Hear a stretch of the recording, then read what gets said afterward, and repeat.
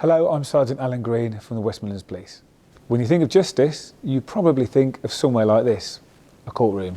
However, in the West Midlands, we're trying something different.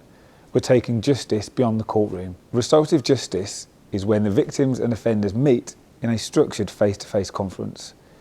It's a concept that seems strange to some people. However, our pilot has shown some amazing results for both parties. Offenders, and more importantly the victims, are seeing some tremendous benefits. Victims such as Linda. Yeah, I know. Linda was burgled while she was out with her husband shopping. The man responsible served a long prison sentence. How did that make you feel on the day when you found out you'd been burgled? He'd taken every piece of jewellery that I owned, even rubbish. To me they were priceless, to him probably they were worthless. And I think that upset me more than anything. Then I started to get really angry. You know, the fact that, is he down the pub selling my treasures? You know, which to me they were treasures. Because like I'm disabled, I was afraid to be left in the house on my own.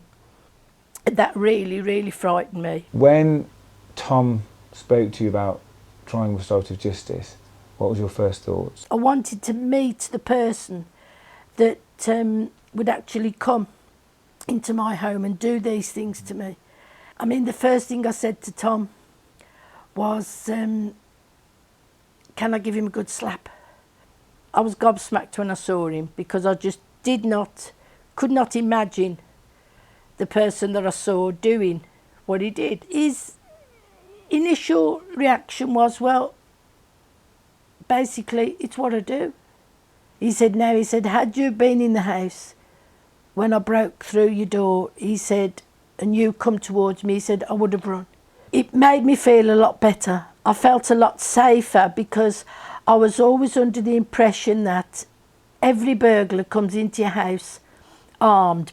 If ever anything like that happens to you and you get the chance to meet the person, do it. Because it makes you feel so much better yourself. It gives you a different insight into how other people are. And not everybody is the same. Linda can't speak highly enough of restorative justice. She's just one of many singing its praises. That's really powerful. PC Tom Hemming was the person who introduced Linda to her burglar. First of all was the thing that everybody wants is an apology, first and foremost, which is quite an easy one. Chris was quite apologetic for his actions. And then he agreed to write a list of crime prevention advice for her. Would you do it again for similar circumstances, or would you use it elsewhere? If I got the opportunity to do it for different victims of crime, I would not hesitate. Over in Newtown, a new youth centre called the Lighthouse has recently opened, but staff were left devastated when expensive windows were repeatedly broken. Youth worker Desta knew she had to take action but wasn't keen on police involvement. She opted for restorative justice. How was it dealt with on the day? We'd gone into the conference room, I can't remember what for, and looked, and because of the blinds as well, we didn't actually realise the window was broken until we were looking at the blinds and lifted it up and saw that the window was broken. So we checked back on the CCTV and saw that it was young people that we knew that had been out there. Being a youth worker, we don't want to criminalise young people. We'd rather sit down and talk through the issue and try and find a way to work it out. But because it had been the third window, it was kind of a management decision that we need to inform the police. I was slightly sceptical because I wasn't sure what we sometimes find as youth workers when other adults that don't have a youth work background come into a situation with young people, it's not always handled in a young people friendly manner. Although I was willing to try something, I'd never done it before, so I was more than willing to try and see what the outcome would be. Can you tell me a bit more about how the conference ran on the day and what was spoken about and what was agreed? It was like being in the counselling session. I didn't expect to be involved in a piece of work with a police officer and a young person that would end so positively. I didn't know what led up to the window being broken, and that young person never actually admitted that he broke the window. That was the first time he'd sat in my face and admitted that he broke the window. So it made me understand a little bit more. It doesn't justify it, but it made me understand that he wasn't in a good place that day. It was brilliant, and I was able to then talk to him and tell him exactly how I was feeling, how it made the staff here feel. And I don't think he'd realised the effect of what he'd done. It was just a broken window.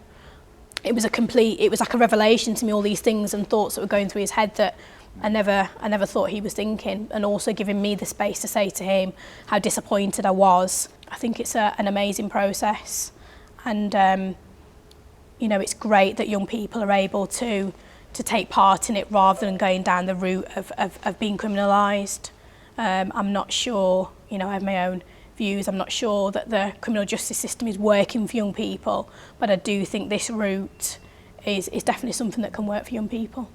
The pilot in Birmingham has been extremely successful.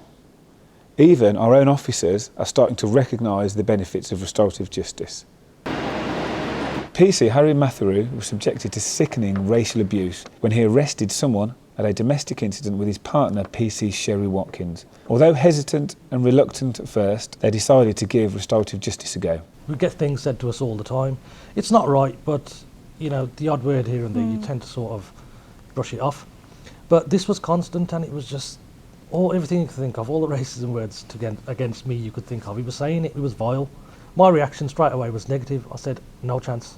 But he told me a few circumstances towards it, his remorse and how he was in the interview and what he said back. And he goes, we think restorative justice would work on this. I think I didn't really understand the whole restorative justice and what it was and what we were looking to achieve out of it, and then until it was explained properly, and then I said to Harry, I said, okay, then we'll give it a go. He walked into this room and he was all hunched up and he just looked timid as a mouse, and he was sat there like, he just looked like he wanted to be anywhere else but in that room. I've never seen someone look so uncomfortable in all my life, which, you know, was a little boost. I'm not going to lie, I actually sat there and thought, good.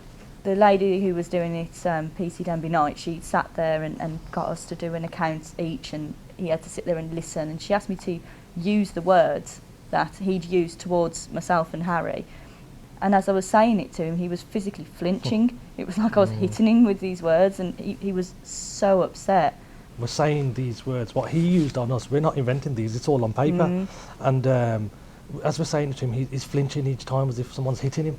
He physically couldn't take the words. When a case goes to court, all you actually hear from both parties are the facts of what happened that day. With this RJ conference, you get to talk further than that. You get to talk about the facts, but you get to talk about each other's feelings, all the victims' feelings, and also the harmer's feelings, which I think has a greater impact on than just talking to a barrister or a judge about it. He did say at the time, I've spoke to some of my friends, and you know, they've been arrested or they've been to prison before, and he said he'd explained what we were looking to do, and his friends have gone, can't do that, I wouldn't do that, just go to jail, it's a lot easier. It's easier. And he sat there and went, do you know what, it would have been. It's quite good to sit there and actually look someone in the eye and see them squirm. It is a little bit, you know, it just makes you feel a little bit. But it makes them understand the error of their ways, rather than just go to court and receive a small fine or whatever punishment they're going to get. I don't think he'd be doing anything like that again, would he? It was a moral victory. Yeah. That day. Yeah, it worked for everybody. Yeah. Restorative justice isn't here to replace court. Where people need to be arrested and sent to court, this will continue to happen. It's not suitable for everyone or every situation. However, when it does work, it is incredibly powerful and life-changing for victims and offenders.